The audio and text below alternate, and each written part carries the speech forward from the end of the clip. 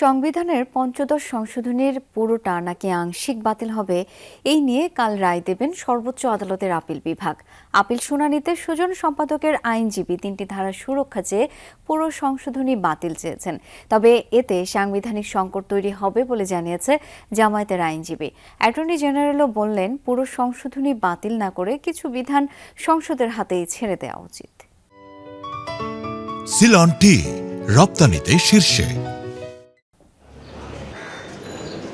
পঞ্চদশ সংশোধনীর মাধ্যমে ২০১১ সালে তত্ত্বাবধায়ক সরকার ব্যবস্থা বিলোপ সহ সংবিধানের ৫৪টি বিষয়ে পরিবর্তন আনে তৎকালীন আওয়ামী লীগ সরকার। যদিও ২০২৪-এর গণঅভ্যুত্থানের পর উচ্চ আদালতে চ্যালেঞ্জ হয় সেই সংশোধনী।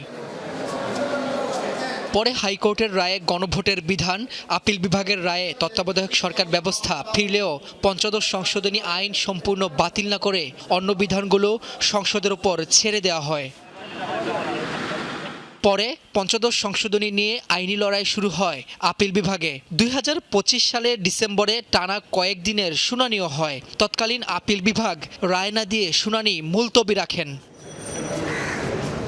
গত সোমবার থেকে পঞ্চদশ সংশোধনী নিয়ে আপিলকারীদের ব্যাখ্যা শোনেন আপিল বিভাগ। আপিলকারী বদিউল আলমের আইনজীবী বলেন, প্রতারণা করে পঞ্চদশ সংশোধনী করা হয়েছিল। সুপ্রিম জুডিশিয়াল কাউন্সিল সহ ৩টি ধারার সুরক্ষা চেয়ে বাকি সংশোধনী বাতিল চান তিনি।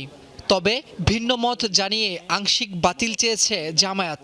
যদি সঠিক প্রক্রিয়া অনুসরণ করা হতো তাহলে জনগণের কাছে যে প্রশ্নটা যেত সেটা হলো জনগণ পঞ্চদশ সংশোধনী সমর্থন করে কিনা, এবং এই ভোটের ফলাফল যদি না হতো তাহলে কিন্তু এই সংশোধনী সেখানেই বাতিল হয়ে যেত।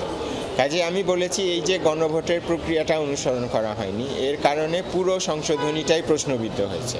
সোশ্যালিজম থাকবে কিনা, সেকুলারিজম কিংবা absolute faith in trust almighty আল্লাহ থাকবে কিনা, বিসমিল্লাহির রহমানির রহিম থাকবে কিনা, রাষ্ট্র পরিচালনার মূলনীতি কি হবে, এই বিষয়গুলো মূলত আদালতের কাজ না। যদি সংবিধানে কোনো একটা বিষয় বাদ দিতে চায় কিংবা যোগ করতে চায়, তার অপশন যদি না থাকে, তাহলে ২০ বছর পরের জেনারেশন সিদ্ধান্ত আমরা কেন এখানে বসে নিতে পারবো?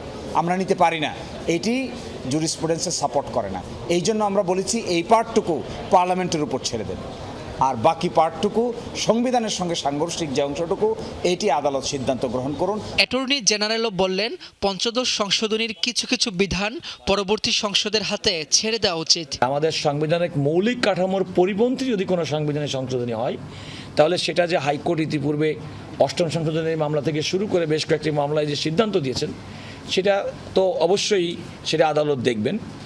আর একটা হচ্ছে, যদি সংবিধান বহির্ভূত যদি কোনো কার্যক্রম গ্রহণ করা হয় সংবিধান সংশোধনের নামে, তাহলে সেটাও কিন্তু আদালত ইতিপূর্বে কিন্তু সেগুলো বাতিল ঘোষণা করেছেন।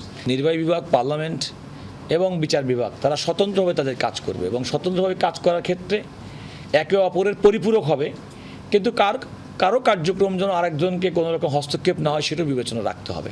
শেষ পর্যন্ত এই সংশোধনীর ভাগ্যে কি ঘটবে তা নির্ধারিত হবে বৃহস্পতিবার আপিল বিভাগের রায়ে। রাব্বি হোসেন, যমুনা নিউজ, ঢাকা।